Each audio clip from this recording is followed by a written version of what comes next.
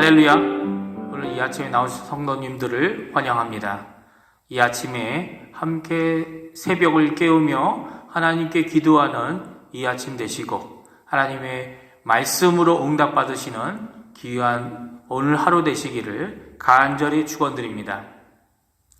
다 같이 사도신경으로 우리의 신앙을 고백하시면서 2020년 5월 8일 금요일 아침 기도에 하나님께 드리겠습니다.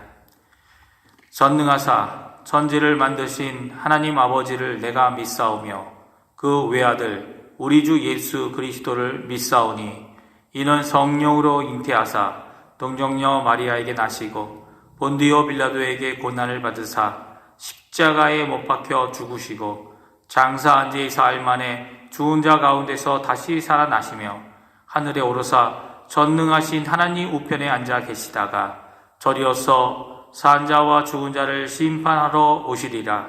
성령을 믿사오며 거룩한 공예와 성도가 서로 교통하는 것과 죄를 사하여 주시는 것과 몸이 다시 사는 것과 영원히 사는 것을 믿사옵나이다. 아멘. 이 시간 함께 찬양하겠는데요. 찬송가는 478장입니다. 찬송가 78장 참 아름다워라 하나님께 찬양하겠습니다. 참 아름다워라 주님의 세계는 저 솔로몬의 옷보다 더 고운 백합화 주 찬송하는 듯 저 맑은 새소리 내 아버지의 지으신 그 솜씨 깊도다. 참 아름다워라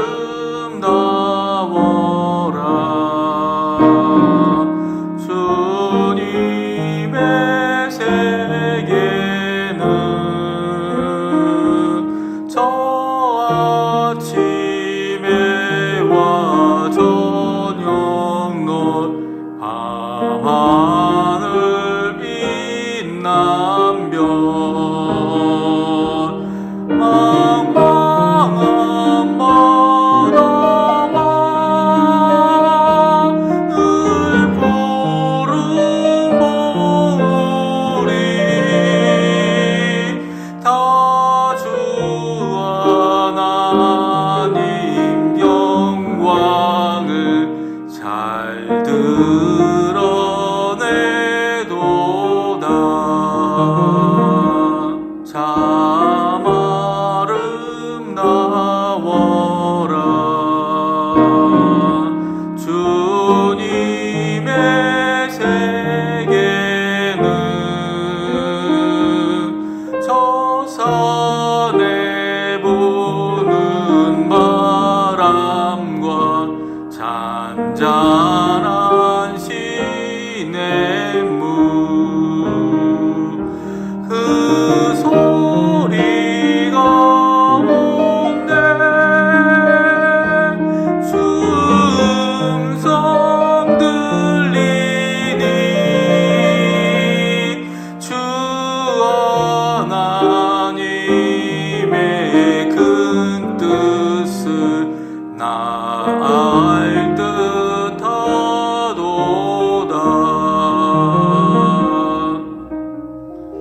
우리 3절 다시 한번 부르겠습니다.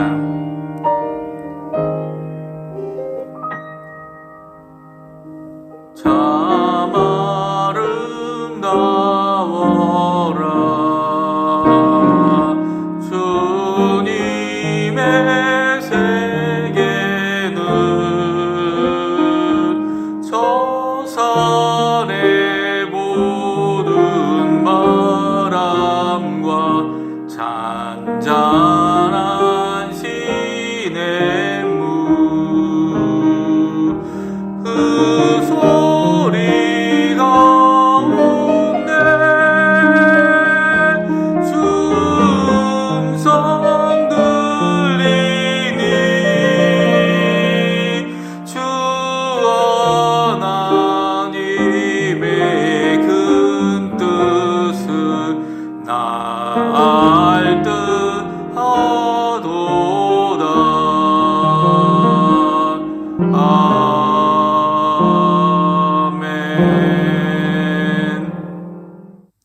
아침에 합심하여 함께 기도하는 시간을 갖겠습니다.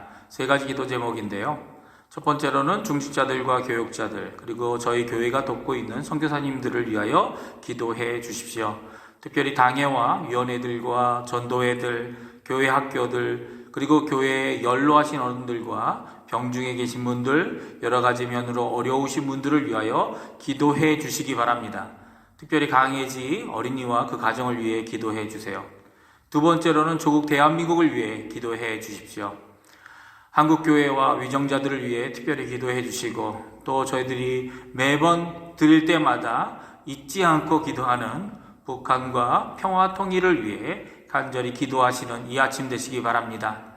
세 번째로 아르헨티나를 위하여 기도해 주십시오. 수고하고 있는 의료진들과 봉사자들을 기억해 주시고, 또 특별히 기도하실 때에 위정자들에게 하늘에 속한 신령한 지혜를 허락해 달라고 기도해 주셔서 이 어려움을 잘 이겨내가는 우리 위정자들 되게 해달라고, 이 아르헨티나 되게 해달라고 이 아침에 합심하여 기도하겠습니다.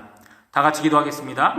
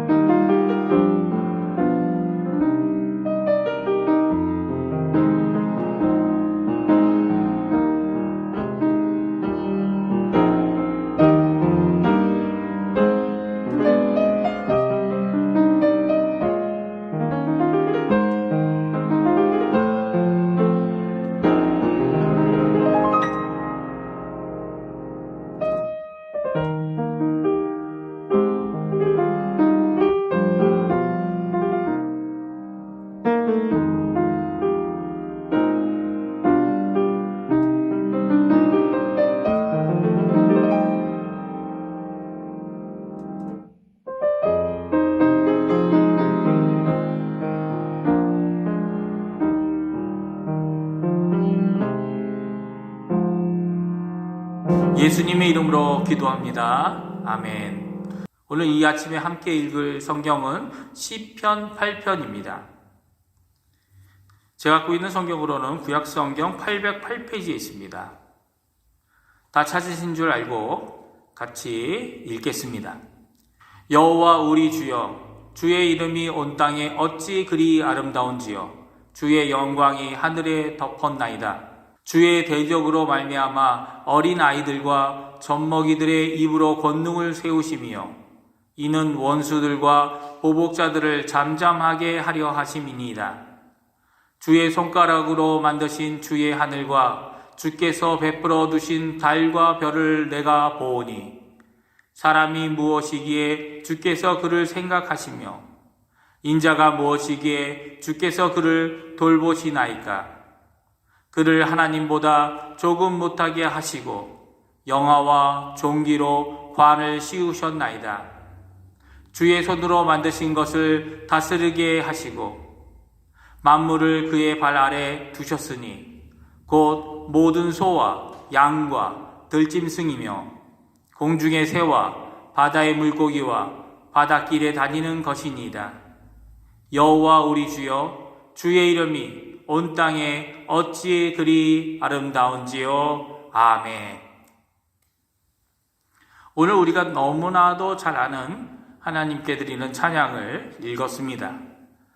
핵심 구절이 있다면 1절과 9절에 반복되는 구절일 것입니다. 우리 9절 한번 같이 읽어볼까요?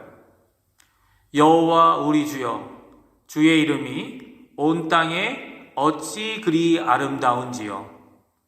두 번 반복된 이 구절의 느낌은 만약에 첫 번째와 9번째 구절이 서로 다르다고 한다면 아마 1절은 물음표로 시작했다가 9절은 느낌표로 끝나는 찬양이 올 시편 8편일 것입니다.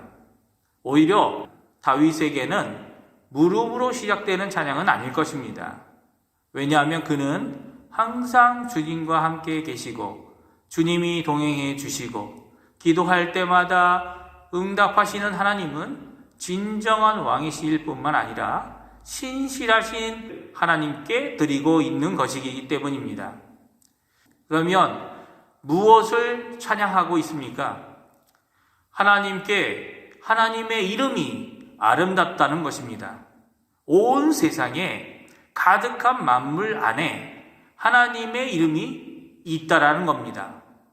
땅 위의 것들뿐만 아니라 하늘 위에 있는 것들 모두가 하나님의 이름을 드러내고 있다고 고백하고 있습니다.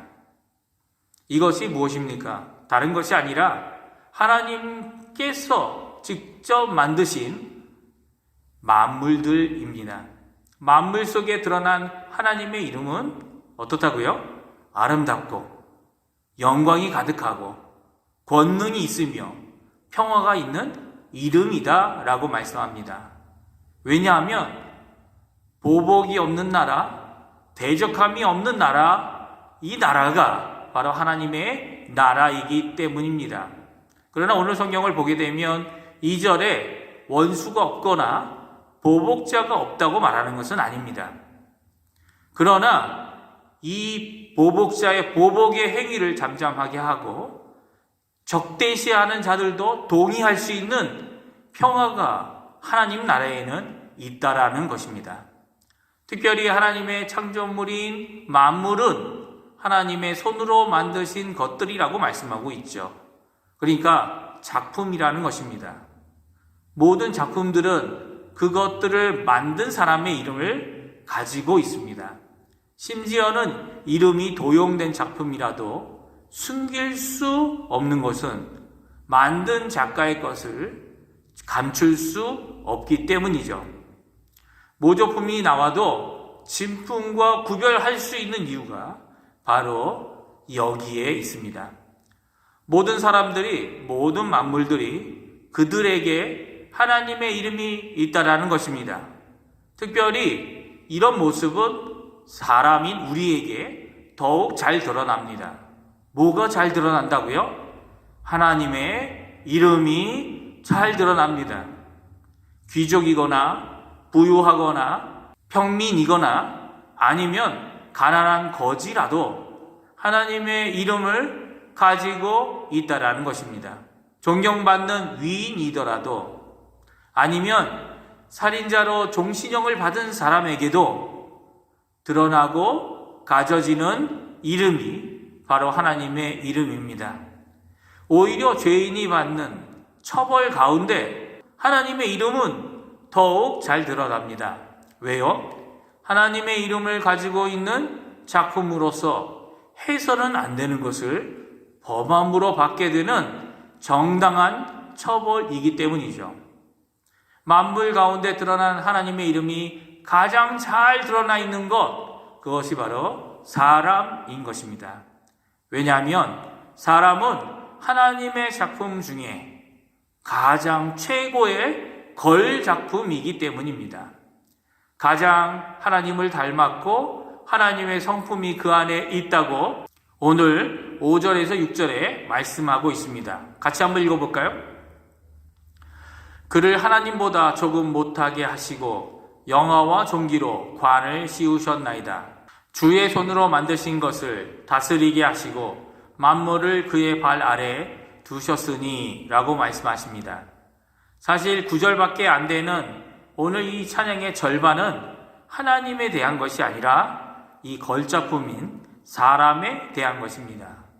사람을 천사의 형상이 아닌 하나님 자신의 형상으로 만드시고 하나님보다 조금 못하지만 하나님의 영화, 하나님의 존귀, 하나님의 통치를 가지게 하셨습니다. 하나님 아래 만물 위에 위치해 있는 것이 사람인 것입니다. 이 위치가 중요한 것은 이러한 자리에 있을 때야만 하나님께 드리는 영광, 존귀, 그리고 하나님으로부터 받은 만물의 통치를 할 수 있기 때문이죠. 통치가 조금 어렵고 이해하기 힘드시다면 통치보다는 관리의 역할이라고도 할 수 있을 것입니다. 그런데 이러한 자리를 우리가 잃어버렸습니다. 더욱 자세히 말씀드리면 이러한 창조 때에 주어졌던 권위의 순서는 죄가 들어오고 불순종이 들어오고 그리고 들어온 죽음 앞에 받는 하나님의 저주로 인해 바뀌어져 버렸습니다. 어떻게 바뀌어졌죠? 우리는 만물보다 못하게 되었죠. 아니, 만물의 통치를 받게 되었다는 것입니다. 죄로 인해 하나님의 형상도 망가지고 어그러져 버렸고 이제는 만물의 형상으로 우상을 만드는 자들이 되어져 버렸습니다. 그래서 하나님 대신 우상을 그 자리에 두고 있는 것이죠.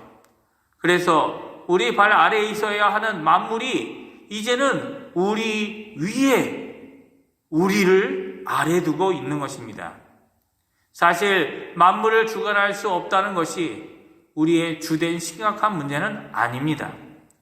이런 결과를 만들어내는 죄가 문제인 거죠.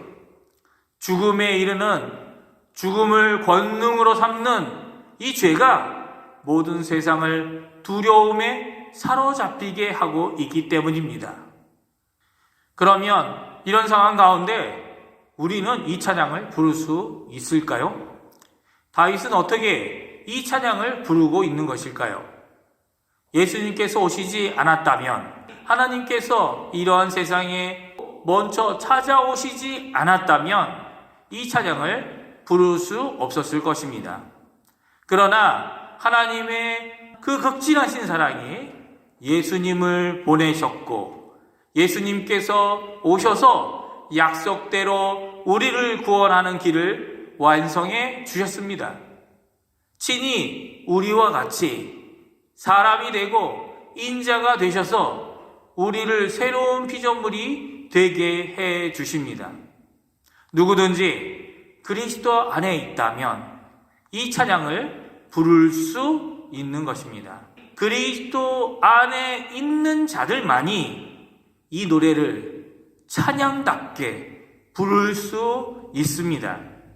왜냐하면 내가 하나님의 것이고 하나님의 창조물이라는 고백은 구원받은 자에게 주시는 귀한 하나님의 은혜의 선물이기 때문이죠. 예수님 이후에 우리와 같이 또한 예수님 이전에도 약속을 믿고 약속이 아직 이루어지지 않았지만 예수님을 기다리는 모든 구약시대에 속한 사람에게도 주어진 동일한 믿음의 눈이기 때문입니다. 오늘 이 찬양으로 하나님께 나아가시고 하나님께 기도하시는 우리 중앙교회 성도님들 되시기 바랍니다. 그리고 나의 죄를 하나님 앞에 내어놓고 하나님께서 용서하시는 하나님의 용서와 또 오늘도 예수 그리스도 안에서 새로운 피조물의 능력과 삶을 사시는 우리 중앙교회 성도님들 또 이 찬양을 하시는 모든 성도님들 되시기를 간절히 축원드립니다. 우리 기도하기 전에 한 번 더 9절 말씀 같이 읽을까요? 다 같이 한번 읽어보겠습니다. 여호와 우리 주여, 주의 이름이 온 땅에 어찌 그리 아름다운지요. 기도하겠습니다. 할렐루야. 하나님 아버지 감사합니다. 오늘 이 아침에 하나님 앞에 시편 8편을 통해 귀한 은혜와 도전을 받습니다. 다윗이 그의 믿음의 눈을 들어 예수 그리스도를 바라보며 하나님께서 이루실 은혜와 사랑과 회복과 그리고 세우심에 하나님을 찬양하고 있는 모습을 저희들이 보게 됩니다. 특별히 하나님의 이름이 온 만물에 나타난 그 하나님의 이름이 얼마나 아름다운지 찬양하고 있습니다. 아버지 하나님, 이 찬양이 저희 찬양이 되게 해주시고 우리에게 이 찬양의 노래를 가르쳐 주셔서 하나님 오늘 하루 왼종일 하나님을 찬양하며 기뻐하는 저희 주한교회 모든 성도님들 될 수 있도록 주님 역사하여 주시옵소서. 오늘도 예수님 안에서 믿음을 갖고 산소망 안에 살아가는 귀한 우리 주한교회 성도님들 또 이 설교를 듣는 모든 사람들 되도록 주님 역사하여 주시옵소서. 감사드리며 예수님의 이름으로 간절히 기도하옵나이다. 아멘. 하늘에 계신 우리 아버지여, 이름이 거룩히 여김을 받으시오며 나라가 임하시오며 뜻이 하늘에서 이루어진 것 같이 땅에서도 이루어지이다. 오늘 우리에게 일용할 양식을 주시옵고 우리가 우리에게 죄 지은 자를 사하여 준 것 같이 우리 죄를 사하여 주시옵고 우리를 시험에 들게 하지 마시옵고 다만 악에서 구하시옵소서. 나라와 권세와 영광이 아버지께 영원히 있사옵나이다. 아멘.